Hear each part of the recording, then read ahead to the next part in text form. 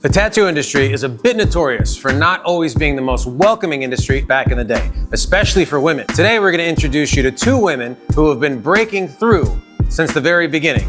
Peggi Hurley was actually the very first female tattoo artist to open a shop in Fort Myers, Florida. And Klose is totally pushing the boundary today. So we're going to bring you the past, the present, and the future of the tattoo industry from a female perspective today on the Ink Different Tattoos podcast. Welcome to the Ink Different Tattoos podcast. I am one of your hosts, Paul-Anthony Surdi. I'm Chico Cortez. And today we have some amazing guests. We have Peggi Hurley and we have Klose, who goes by Klose. Oh, just low. Just low. And we're down here in Orlando. It's freezing. I know we look like we're in Alaska, but you know, it's the one cold day of the year. And we're so happy to have both of you here. You both have such legacy. You're so talented, such amazing tattoo artists. And I don't know where to start, but I guess we'll start with Peggi. Yes. All right. Okay. You probably have 10,000 amazing, crazy stories about getting into the industry and being in it, right? I do. How did you first start out? I first started out by meeting Don Nolan, and he was living on a sailboat and was going to sail around the world, was his plan. And I met him in Fort Myers, and you know, my mom was a very good artist, and I knew a good artist when I saw one. And I decided I'd only had a couple of tattoos, and I decided I wanted some extensive tattoos. And so he and I planned a whole side. And, you know, it started out with one on my leg, and then we graduated, and it just kind of went from there. So with such a beautiful, beautiful piece, I mean, you know, back then in the early 80s, when you looked around and you saw different tattoos, you didn't see any color. You saw the Navy guys and the military people, and they all had like the green and the blue, and that was pretty much it. And Nolan, his colors were amazing, and he did a fabulous job on mine. And I decided to go to National Tattoo Convention, and I won National Best in 1986. And so then from there, I just loved to do stuff. I had fun doing interviews, and I did a poster. I put a poster together. So I was like I was the first girl to ever do a poster. And shortly after that, Nolan would come to the house, and there were no tattoo shops in Fort Myers. So, I mean, you have your friends over and the friends of the friends, and then after that, you still want Nolan to get some business while he's in town. And I didn't know these people, and it made me nervous to have all these crazy people in my house. So I thought, well, I'll open a tattoo shop and hire an artist. And around that time, Gil Monty came to town. And he was trying to check out a place, you know, where to do it. And I had all the information. So I just gave it to Gil, and he opened right next to our car lot. Of course, you know, we all hung out together, and I ended up working with him. Nolan was kind of the first one that mentored me a little bit. And then Gil took over, and I did an official apprenticeship with Gil. And of course, I have to mention there's so many people that helped me in the early on. Bill Hannon was my partner. I took half the shop to him at Ancient Art there in Fort Myers. And he had an apprentice that he wanted to bring into the shop, Isabel Hitchcock, and she now owns the shop. So it went from Gil to me to Bill Hannon to Isabel Hitchcock, and Izzo still owns it today. So that's kind of a beautiful thing, I think. Yeah. Yeah. Yeah, it's an amazing lineage. And I've had a shop up in Delaware. I moved back up there to take care of my folks when they were older. And then I couldn't figure out why I was still living there in the snow, and I had to move back down here. And then I met Lauren. So. And how did you two meet? We met at a very rainy wedding of a mutual friend. It was, the rain was pouring down, poor things. So it was very briefly. And then one day, the studio is closed on Mondays, but one Monday I just happened to be in the shop. I mean, it wasn't really that unnormal for me. And Peggi just walks in, and we just sat there and shot the shit. And I was like, "You got to come work here." She wanted to get back into tattooing. I was like, "Come on!" You know, it was an all-female studio at the time, so I saw it pretty fitting, and we got along fantastically right off the bat. So So yeah, so then she worked in the studio for quite some time. Wow. Mm-hmm. Very cool. And it's actually pretty funny because I worked for Isabel as well. So it's kind of like full circle moment right there. Right. I thought there was that flow Yeah. through, right, as far as everybody's experience. Yep. And then, so you have your own studio now. Yes, I In do. Fort Myers as well. Yep, North Fort Myers. And you also have a background in PMU, right? So I how do. did you get started, and tell us kind of what's going on today? I had always been an artist, more of a pencil artist. And, even 13, years ago and before that, I started my apprenticeship about 13 years ago, but in high school, I knew that I wanted to be heavily tattooed. It was still taboo. You still had to cover up, like you were the outcast, all those great things I love to be. But I was like, man, how am I going to be able to do artwork, make a living, bring some money in, and also be tattooed?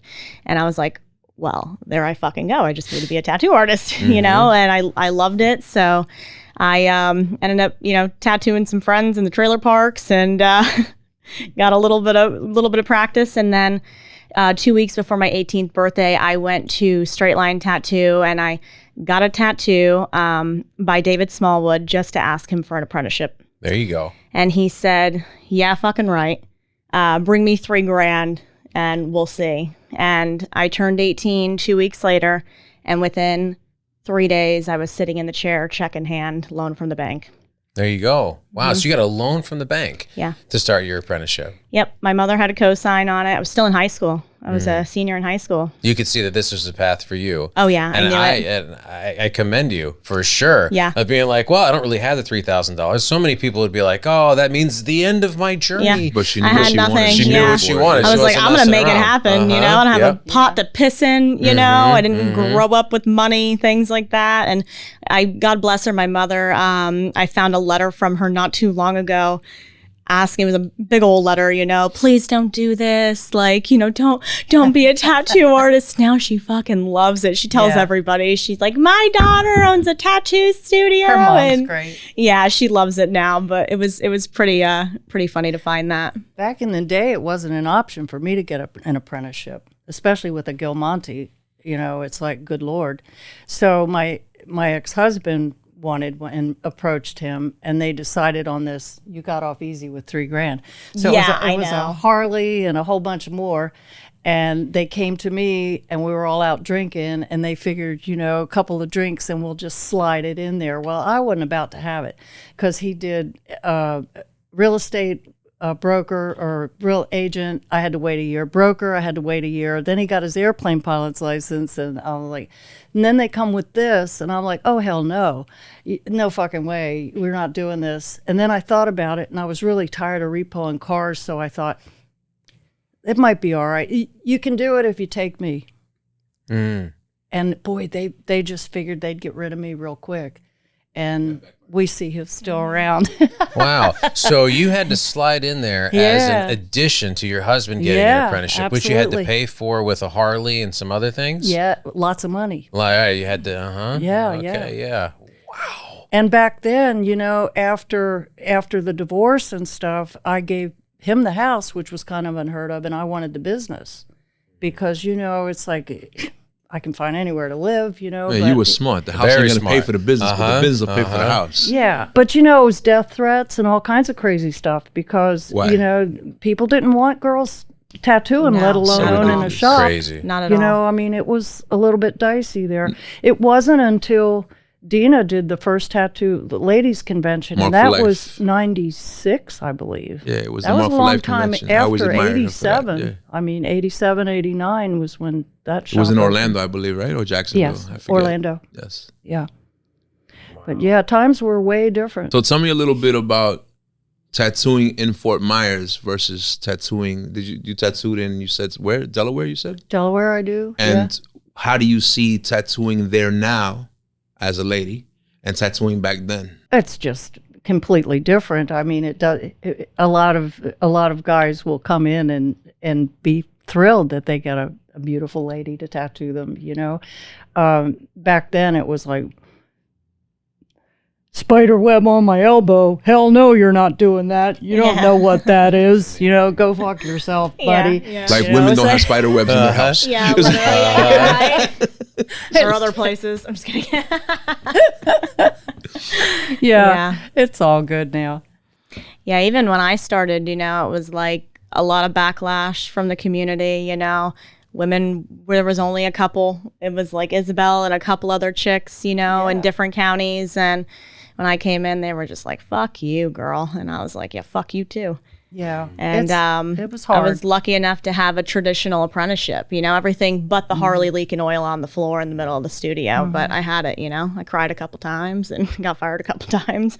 I remember my first convention in Fort Myers was with a group called Ink Life. Ink Life, Reagan St. which was Peter, Reagan. one of my good friends. And Love George him to death. Galindo from Texas. Yep.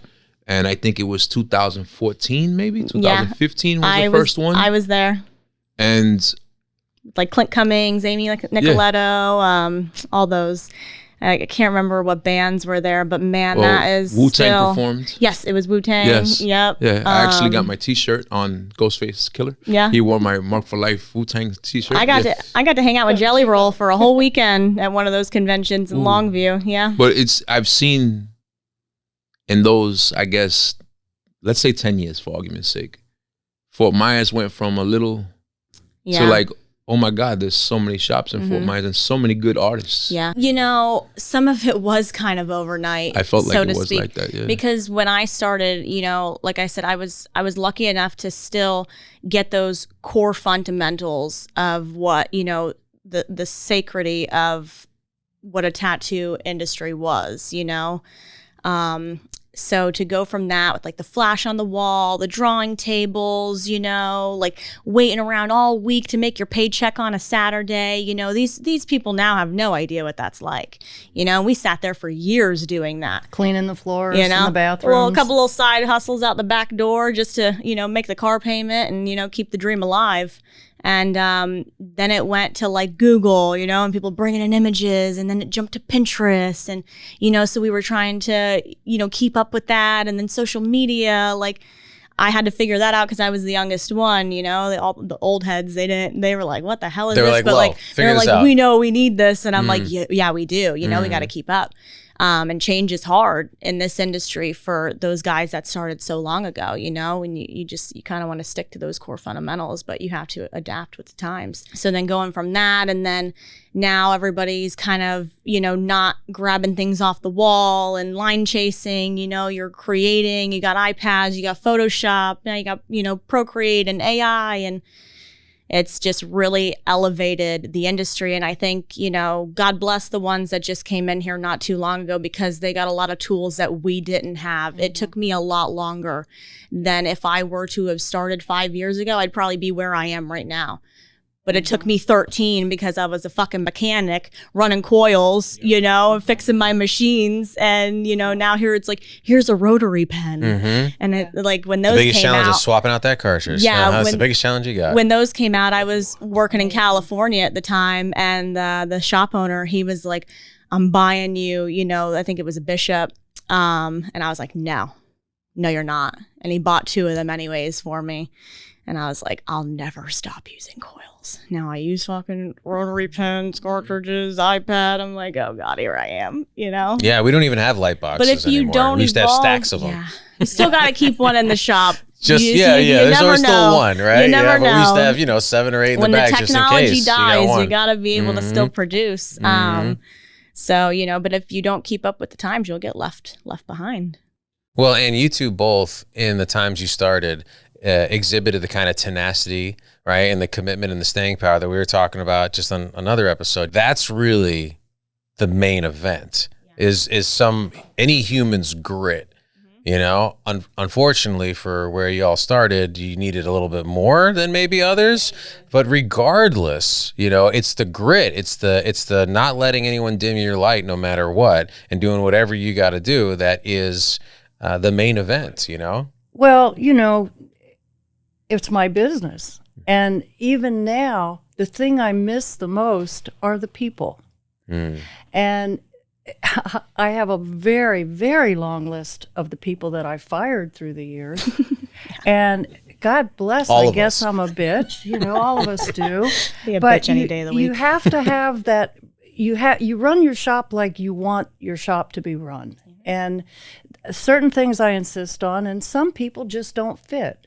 And I have it time and time again where I get calls or run into some guys, or out of the blue they'll just call. And all my guys check in on me, the people that I've fired and the people that I haven't.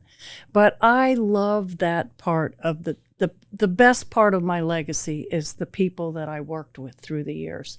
And, they still call me and say, oh, just calling to check in on you, or just calling because what the hell should I do with this? It's like, and I love the fact that I can actually maybe be of a little bit of help to someone.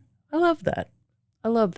Like Gabe says all the time, it's about the connection. That It is. everything is about the connection. It really is. It's all energy, and it's like you strive through your life to keep it positive and to keep things on a good, help people through what they're going through, and if you can do that, I think you're doing all right. Lo, you also had a PMU background, right? Yes. Did you start PMU first? No. Okay, so you started tattooing No. first traditional Yeah. and then PMU, right? Yeah, So you had to learn PMU. You should And, explain what PMU is, first of all.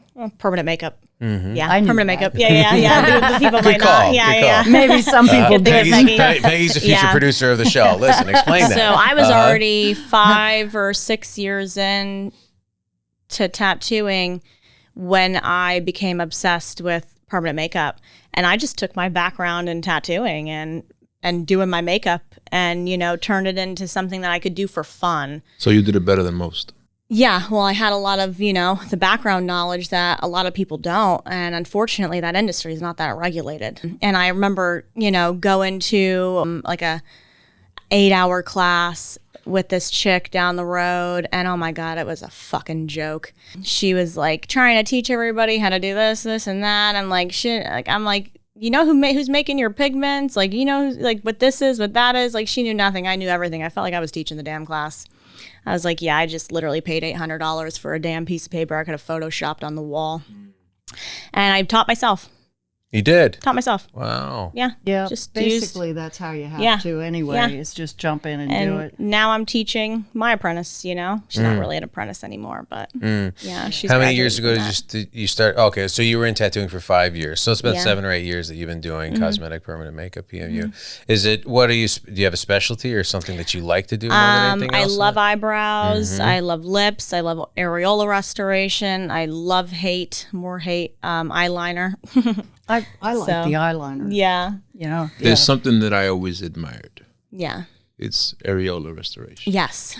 I don't know Yes, if people it's- know what that means, but basically, if you explain it. Yeah. So, say you have had breast cancer Mastectomy. or a botched, surgical job, breast augmentation, things like that, and you lost your nipples or they're crooked, you can say for, a mastectomy where you don't have any, areolas or nipples, you can literally tattoo a realistic imagery of an areola, and it's so fulfilling for people that have been through such a hard, horrible thing to go through, to lose some of your womanhood and what makes you, and then to be able to give a piece of that back to them is very nice. Or like, I've had a client who was in a car accident with a scar right across her face, and just her biggest thing she wanted so bad for years was to get her eyebrows done, and she really didn't have the money, and I think I discounted her pretty well just to help out. And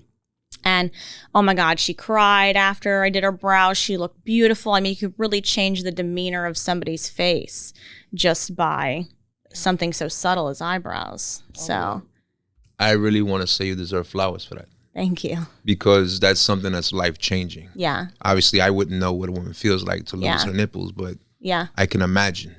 Yeah. And that's more. She said it's fulfilling. That's Yeah, and we even do free laser removal at my studio for anybody that has, gang affiliated pieces on them that they want removed, trafficking, tattoos, things like that. Yeah, and I mean, Peggy, you must have seen so many people go through, right? So many experiences. You were telling me a little bit about, one earlier, and when tattooing wasn't even as, popular as it is, right? What kinds of people came to you for what ended up being more like psychological, emotional experiences, not just becoming tattooed? Well, like the story I told you earlier, where a young man called me, and I was closing the shop up in the evening, and he had, his dad had committed suicide, and I just knew something was off. And so I told him to come in, and he just wanted a little something, and we talked. I don't really know how I got through it. It was very early on. I hadn't been tattooing very long at all. And when he left, I just lost it. I just started sobbing. It was just so emotional. And I told myself at that point, all right, if you're going to do this business as a career and continue, you've got to get a hold of the energy. You can't let other people's energy affect you, because it's going to take a toll, and you'll get sick, because it's all about the energy, and you have to keep your energy positive. So, you learn to protect yourself, and you learn to just make some boundaries. It's I'm a Reiki master, and I'm certified in tuning forks, and right now I'm doing a pretty intense class on EFT. Emotional. Yeah, we're going to have to talk. My fork needs so much tuning. Yeah, absolutely. We all need it. Every forks do. But I'm doing tapping classes right now for energy. And it's intense, but it's necessary. And I'm so happy that a lot of the tattooers are getting into a little bit more of the physical, metaphysical things, and the energy that crosses between both the client and the practitioner, because it's there, whether you want to know it or not, or accept it. It's there, and it can be a beautiful thing. It can help. You can help calm people as you're tattooing them. You can just, and it's, you just have to concentrate on and learn how to do those things. But it's a wonderful thing to be able to help people do, like, more than just a rite of passage, like some healing, because a lot of people get tattooed for healing purposes. Yes. Things, death of a child, or death of a parent, or something like that. And it's my privilege and honor to be able to have tattooed them all those times. And, and you want to make it the best situation that you can. I think it's really great stuff to bring up and to talk about, is as we see tattooing becoming more and more popular. Right. When I first got into it, I didn't really understand the emotional, psychological component, right? So a lot of folks, maybe when they're first seeing tattoos, they're like, oh, cool. Party. General yeah. Cool, right? Yeah. And then, a friend of mine, Casey, who I had known for years, came into our studio in Jersey City, and she had always worn sleeves. And I didn't know why, no matter what the weather. And then I see her, actually getting a sleeve, right? She got hit by a bus, and so she'd always covered up, herself for the entire time I knew her. I didn't even realize, I never saw her actual arms. And then she got a full sleeve, a big Japanese water scene, and she was smiling from ear to ear, and she was beaming. And I was like, wow, I didn't even think about that. She got a part of herself back. Yeah, and so I'm glad we're talking about it, because, you got people aspiring to be tattoo artists, or you have people that, every different chapter, right? It's important to acknowledge how it helps people feel confident, beautiful, calm, centered in an otherwise, maybe a crazy experience they're having internally. A lot of tattoo artists don't realize what they're signing up for. No, not at all. When they become a tattoo artist, Not when at you all. get that person in your chair that really needs more than a tattoo, you become their bartender. There is a transfer of energy Their between psychoanalyst, each client. And not only that, but like Peggy said, they leave you with some of their burden, some of their love, some of their dreams, some of their hopes, some of their influences. And you carry that, whether you want to or not. And it's up to you to dispose of it, channel it, endure it, embrace it. And as ladies, you probably get it more. Oh, yeah. Because I know that I probably won't open up to a guy tattooing me like to a girl tattooing me, because But that's the beauty of it too, because I don't remember it. And I consciously make that choice that just leave it. You know, just leave it, because you'd be a basket case. You'd be probably in a nutty house if you had to remember all that. I don't remember any of it. I remember beautiful things like the burn victim with the big phoenix bird I did, you know, out of the ashes and stuff. Like, remember the happy stuff and let the rest of it just go. Yeah, and I think another thing, you know, we as artists should feel grateful for the fact that we're able to produce this, you know, and one thing that I really get upset about with the newer artists that come in is I'm only going to do this or I'm only going to do that. Shut the fuck up. You're going to do whatever your client wants you to do, because you are blessed to be doing what you're doing, okay? So you should be reciprocating that back onto your clients who are coming in for you, needing you to do this. And if you don't do that for them, then you shouldn't be in this industry. It's not all about the money. No, it's not. It's just not. And those people are measuring where they are now by somebody else's outcome in the future, right? They're like, oh, I just want to do that. I mean, and these are the people I idolize. They only do that. It's like, well, that's because they've been tattooing for 15 years. They can do that. But in the first couple years, they had to pay rent. But if you think that they're not, you know, doing the little infinity signs still and things like that, you're sadly mistaken.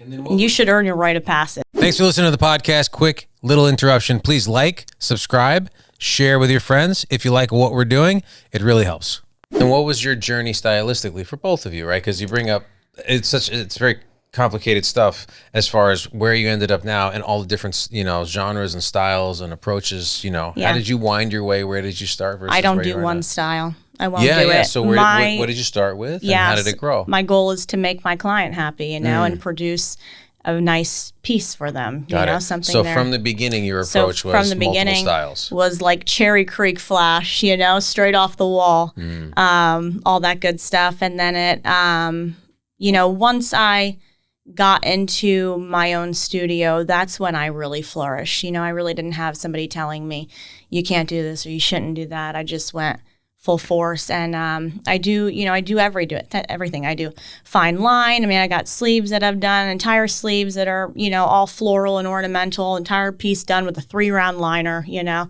I got geometric that I really, really love. A lot of black and gray realism, a lot of color, you know, a lot of small stuff, a lot of eyebrows. Awesome. Versatility is your thing. Versatility, yeah. And it might not make me, you know, blow up on Instagram because I'm not doing one thing. But at the end of the day, like, that's not me. That's not who you are. That's right, not me. Exactly. Yeah. And Peggy, I mean, what even reference material did you have back then, right? You had a couple pages in the back of a magazine. Like, you didn't even have flash racks when you started, Picture right? machine. And, you know, that's Some Ed another Hardy thing. flash hanging out. I really miss the good old tattoo magazines. You know, I wouldn't be here if it wasn't for the tattoo magazines because they took my image and blew it all up all over the place, you know. And for that, I'm really grateful. It was a lot of fun back then, you know, but we had the old generic ones, you know.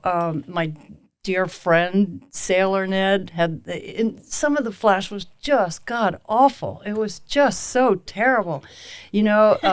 I could remember Philadelphia Eddie had some great eagles, and I can remember Gil when I first started at the shop. He says, "Eagles and roses. That's all you can do. You know, this week Eagles and roses." Okay, well. Eagles and roses. I was happy to tattoo, you know, and you got to learn somewhere. You know, you get that foundation going, and I love good old Tasmanian devils are great. You know, I mean, how many did I do? I have no idea. Lots, but it's all right, you know. And then you work your way up, and when you own the shop, then you do what you want to be able to do. And your clients back in the day were more okay with getting whatever you wanted. More than today, right? Like I think today everyone's like custom pieces, but back in the day it was like there were flash racks, choose, right? It's so different, right? That you're talking about technology and Procreate, and now AI artists, you know, are creating, you know, really intense stuff. And when I started, it was only flash racks. It was the difference of looking at their buddies who had just done it on themselves. It was just terrible, and coming in the shop, and you could pick out actual things that you knew people would recognize, you know. I mean, it was an actual design, you know, instead of, I mean, I've fixed things like people that, I remember the mom brought him in, he's getting ready to go in the service, and he had done like the finger on his chest backwards in a mirror. So he had the thumb on the wrong side, and it was just hilarious. I mean, we laugh so hard about it, poor kid. But you know, he got a nice eagle over it, and you know. But some of the stuff,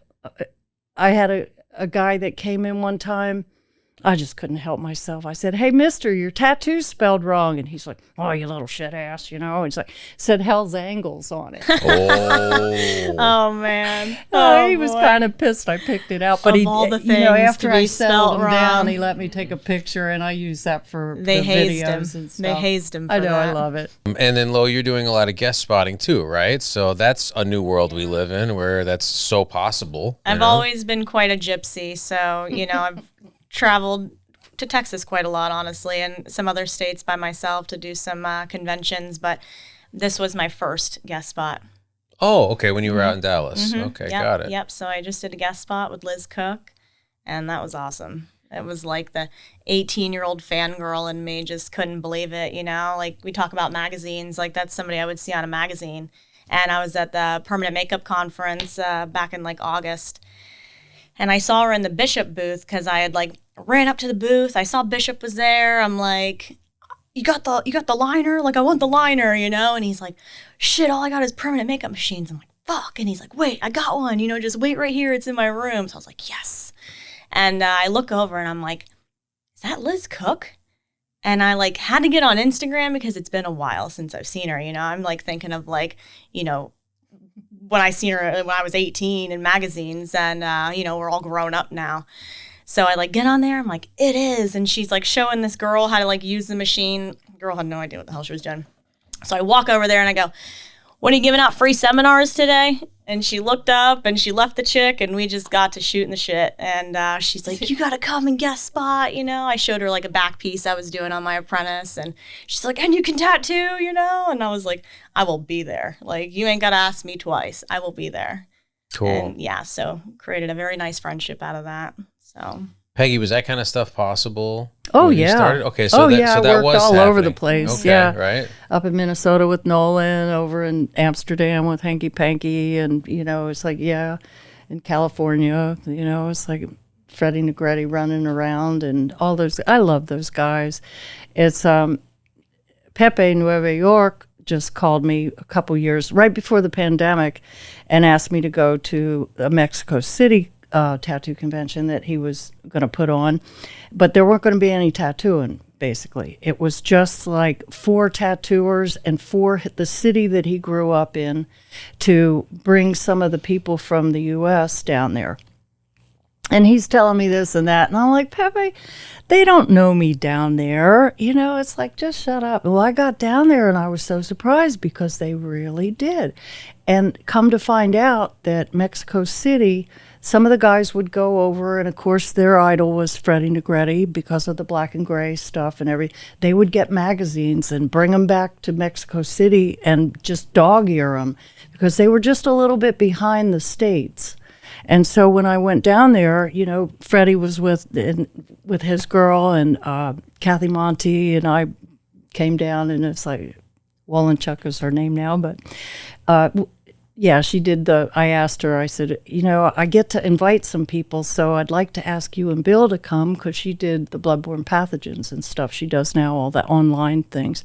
And I said, would you please talk? Because she and I always talk. We don't have any problem talking together. And we did that for his convention. We talked in a couple places, but it was amazing. And then, Lo, you're on the board of the Fort Myers of Florida Tattoo Expo convention? Yes. So Lisa from Florida Gulf Coast Tattoo Expo is a very, very good friend of mine. Never heard of her. Yeah. You shut your ass up. I see you across from me every year. So when she was doing the one in Coral Springs, Fort Lauderdale area, and like Tattoo Dave passed away, and she'd been, you know, with him for so long, she was, you know, thinking of transitioning from that convention. And I had found out that she lived up the road from me. I'm like, why are you doing a convention out there? Like, we had Ink Life tour here, you know, and it was amazing. Fort Myers, like the demographics just love that convention. God bless Reagan St. Peter, because some of my best memories. But I was like, we haven't had it in so long. The people want it. Like, I know my people. I'm born and raised here. You know, I know my tattoo community. I'm like, you should really consider bringing that convention back here to downtown Fort Myers, I said, I could promise you, you will get a fantastic turnout for a first year. You're going to be surprised. And she did it so well. And she did it. Great. And she did it. And I just loved, you know, trying to like help her with any connections I had, because obviously you have these connections, you know, you should share them. What's the point of having them if, you know, you're hoarding them? So I just, you know, try to help her as much as I can with the little things that I did. You know, I give it all to her. She did it all. She does it fantastically. And then she just recently, you know, put me on the board for the nonprofit. So yeah, because I've just been like, you know, a good sounding ear to her, I guess. So I was very grateful for that. Yeah. And we've had a couple convention operators and owners, and she was, you know, one of our first convention operator owners as well. And I don't think folks really understand how much goes into it, right? No. Oh my God, no. She does it all year long. All year. It takes all year. For 3 days of rain. For 3 days. Because it rains on her convention every year. Every year. That's right. Yeah. And the not hallways, just rain, it pours. Yeah. And the halls are still full. Yep. The halls are still that big full. parking lot across the street, you know? Yeah. Being on the board, what is that like? I don't what do does that shit. mean? Okay. she can call you at 2 in the like, morning, basically. Here, call this guy for, you know, call this guy for t-shirts. But you call see this how Lo person says for she that. doesn't do shit? You just did shit. Yeah, I know, you know. I just love helping. You know, it's just like anybody who helps in those shows, you're really going above and beyond, because it's like, how do you like these for the t-shirt? And I'm like, oh, I don't know, maybe change this up, you know, or like, how do you like this for, you know, the awards? And, you know, so I just kind of play some background, you know, parts in that, but I love it. Teamwork. Yeah. What's your take on kind of where we are now and where you think we're going with just the craft as a whole, and the personalities and the technology? I mean, you have such a perspective. I don't know if I do or not. You know, I've always said sky's the limit. You know, and what's happening in the art field is incredible, and to be able to transfer it into the skin is it's mind-boggling. You know. I don't know where it's going to go. And people talk about, oh, yeah, just go and get a stamp. You know, it's like, well, that's not going to be any fun. So, you know, it's... like if you got like a 3D printed stamp on your body or something like that? Yeah. And I mean, I guess it would be possible, but what is the fun of that? I do have the reference of way back and all the different things that we had to do to make the tattoo good. And I think those things, like the core value stuff that you were talking about, that's all still really important. Core fundamentals. The energy is important. And talk about how many tattoo artists and shops there are. There's always going to be a vibe that gravitates this person here, or the person that I really don't have any interest in tattooing, they'll go over here. You know, everybody goes to where they're supposed to go. And chips fall where they may, you know. But Lord knows what'll happen in another 10 years. I mean, and I mean, you've seen I hope all I'm of still the around to see transitions, it. Right? Hopefully the secrets stay sacred, you know. It'd be nice to see some real apprenticeships, you know, not this bullshit that people are doing and giving out all the things that we worked so hard to learn, you know, just right out there on the internet. It's just so disrespectful and disgraceful. That's the word. Hold the line. That's the way we're thinking. That's the way so we're talking about it. Yesterday we were speaking with Jimmy Litwalk. Okay. And he doesn't like the word gatekeeping. Yeah. Because he says that it's negative and not positive. And he should not gatekeep with its apprentice.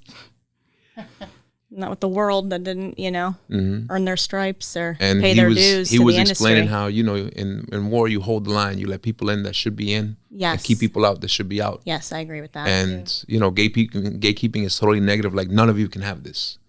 But some of you can.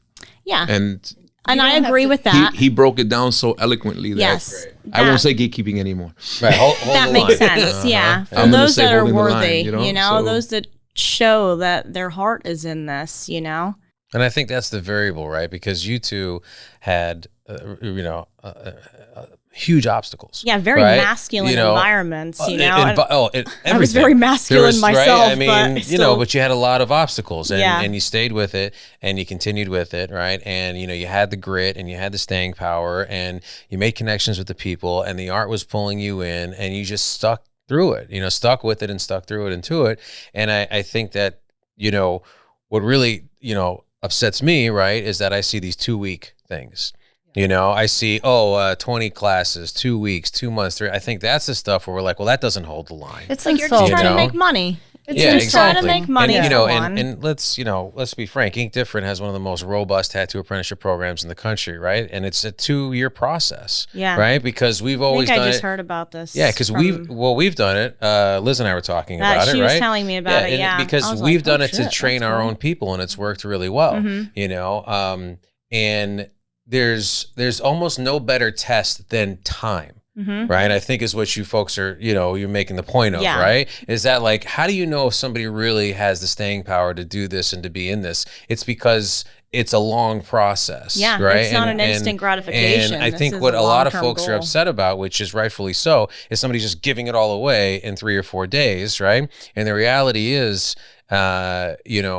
it's going to take you so much longer to actually learn how to tattoo and do this and make a living from your art and to be, as you were saying, a person who can have the gratitude to be like, oh my God, like I just made my rent and my car payment and I drew on people. That actually doesn't happen in 2 weeks, 2 days, 3 or 4 days, And they're robbing those people that think that they, are being sold a dream that they're going to be able to learn how to tattoo in a couple days. It's like, you're a thief, Yeah, totally. Yeah. And it's really upsetting. And I try to keep things real positive in my heart because it's the only way it's going to be real good energy, as we've all talked about. We were having a conversation yesterday. I acknowledge that there will be people and we won't be able to do anything about that other than choose how we want to present the possibility of holding the line and good values and wonderful artistry. We're never going to stop. It's the people that want to get in so badly and they just order a tattoo machine online or something and I try so hard to explain to them, look, I've taught people to tattoo. And it's so much more difficult to teach somebody to break the habits that you've already established because you don't know what the hell you're doing. Why don't you, if you want to do it right. Do it right the first time and get a good grip. And as far as the tattoo shop owners and stuff, you can demand respect without breaking knuckles and stuff like that. I mean, it's all about the energy. I just think when you're self-taught, you're teaching yourself what not to do. Yeah. When someone could be teaching you what to do. It's going to take a lot longer. Because there's a lot more oops. Yeah. I won't do that again. And there are some exceptions, there's exceptional tattoo artists that have taught themselves, based off of like a painting background and things like that. If they would have had an apprenticeship, they would have done it in half the time. Yeah, exactly. But they are the exceptions for a reason because it's uncommon. And even though you both went through trials and tribulations, you were fortunate enough to actually have somebody that said, okay, $3,000, kid. Mm-hmm. Yeah. Even that. Yeah, even today, right, is a rarity that somebody actually knows what they're doing. And Peggy gave up her Harley, her husband. Peggy had to sacrifice a couple chickens. Who knows what she had to do, right? She had a dog. She would have said, sorry, but you even have the husband for free. But you even had that. And I think, there's something to acknowledge about, the folks who were just really stuck. Like Chico didn't have people in the beginning that were willing to take him on, right? Yeah. No one liked me because I was so charismatic. But it was how dare you? It was I don't know. I was fresh from New York. Mm-hmm. And Florida did not like me. And Miami did not like me. And, they said I had an accent. The fuck they talking about? You know what I'm saying? It's like, but, so I didn't come across. So for 3 years, I stood in my house and made mistakes. And then realized, I think I'm better at teaching than tattooing. Yeah. And I opened up a store and here we are 5 stores later, 27 years later. God bless you. And it's amazing. I'm ready for Lo to give me a cover up. You know what I'm saying? It's just like. Well, thank you. I appreciate that. That makes me feel You good. have both of you ladies have such a great Can I say fucking? Yeah, I can say fucking. You I say said whatever it the like fuck you want. 18 Yeah, times. but it comes so you know. eloquently out of your mouth. It just sounds rude. I'll never get my apprenticeship if I keep going like that. You know, but you guys are amazing. Thank like your you. energy. I'm gonna throw the word energy around. Yeah. Yeah. But legitimate. it's contagious. Thank you. You know, it's just like something Yeah. like we have to become closer friends. Yes, we do. All three I'll of come us. guest spot. You know, and not only that, I think I'm gonna come to Fort Myers. Yeah. You know, should. not because they have a Ford's garage and I love their burgers. Yeah, me too. Me too. A good client of mine works the bar, so I got the But hookup. there you go. Yeah. That's probably the lady I give the card to, and she says no. No, I'm it's, not- it's the guy. I have somebody. No, I have Yeah, somebody. yeah. And she might come to my studio, honestly, go. because of my client. Got a couple of them in there. But you guys have great energy. I'm happy to see that, that you guys didn't give up even though things got hard. Yeah. And I think that's the key thing. I'm never afraid of apprentices breaking into the business because I know half of them aren't going to make it. They expect to see immediate gratification, and it's like easy come, easy go. And 40 You know? years later, we're all where we're supposed to be. I'm doing some other stuff, and I'm really excited about it. What are some of the things you're getting into now? Well, I'm doing the tapping, the Explain EFT the tapping for people who don't know, because I know exactly what it is. But explain for those who don't. Yeah, it's for stress. It can calm you. You tap on these points, and like if you're in the car and the traffic's terrible and you need to get somewhere, it works with the limbic system, and it just calms the whole body, and it can release trauma from the body. It can help with pain. It can help with different phobias. It's a whole year of a course, and it's quite intense. And I've got my brain filled. It's like ready to explode at any minute. But I'm so excited about it and really enjoying it. So you went from being a auto body car dealership. What well, was it we before we had a tattooing? car lot. We sold Car lot. cars. You sold cars, right? Then you got And into she repoed. tattooing. And She repoed. repoed. She That's right. repoed. Don't mess Peg the with bounty Peggy. hunter. Yeah. Exactly. And then you got into tattooing, and that was also the major chapter. Then you added Reiki into your life, Oh yeah, I'm a Reiki master. as you were and- saying, right? And then now you're adding the tapping. What about Reiki started to attract you? Well, I think I've always done the energy work, so it's just another facet of. It's like the tuning forks with all the vibrational things in your, and that does have to do with the chakras, as you well know. Yes, yes. Yeah. I very well know. It's all related. We're all related. And then, so what's next? What are you doing now, and what are you thinking is that you're going to get involved with in the future? I don't know. I always say that if I wasn't a tattooer, I'd be like a holistic practitioner. A lot of holistic natural medicine books in my closet. So Wow. I Yeah. never wanted to be a tattooer. I mean, like you were Yeah. driven to be. I never was. I was tattooed. I loved the whole doing the interviews, doing the pictures, doing all that kind of magazines and stuff. I loved all the PR stuff. But as far as doing the tattoos, I wasn't really driven to do that. People ask me how I got into it, and I say I was tricked. But I wasn't about to let the guys take advantage of me either. So it's like, you're going to take me, or you. So that's awesome. yeah. But in my studio, we have laser removal that we introduced a little over a year ago. So we're doing that. We're about to start up piercing. I've got a full shop, which is absolutely beautiful. Great work environment. With an esthetician. And I have an esthetician. We do the permanent makeup. So really just keeping everything intact. I'm getting back to kind of my gypsy ways. I'm back on the road a little bit here and there. So that feels really good. It's great. So you have a team that holds it down that allows you to do that. Yes, I That's do. I have a fantastic. fantastic team. I'm very, very blessed for the people I have in my studio. Very blessed. Wonderful. What's the name of it? Where do people find you? All Close, that jazz? Close Colors Tattoo Close Colors, Studio. yeah, Yep, yeah. little play on words there. Uh-huh. So Very cool. yep, Close With a K. Colors. Yep, with a K. And Colors with a C. And if people want to connect with you, what's the best way for them to do that? Instagram is tattoos_by_low. So yeah, they can do that, or the studio Instagram. My stuff's collaborated with my personal one. So Close Colors Tattoo and Removal, I think, is the name. Awesome. or just close colors tattoo. And Peggy, how do people connect with you and find you? I'm through Lowe's shop. They can always Okay. find me. And also with Isabel, if they're inclined to be down at Ancient Art, Izzo always knows where I'm at also. Amazing. Well, thank you both for joining us. Yeah, thanks for having It's us. been great having you. Thanks for making it easy. Yeah, it was a good time. Well, actually, thank you guys for making it easy. Yeah.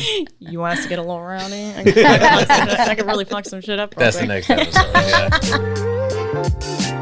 Remember, if you like what we're doing, follow, share, and subscribe. And if you really like what we're doing, please give us a 5-star review. It really helps.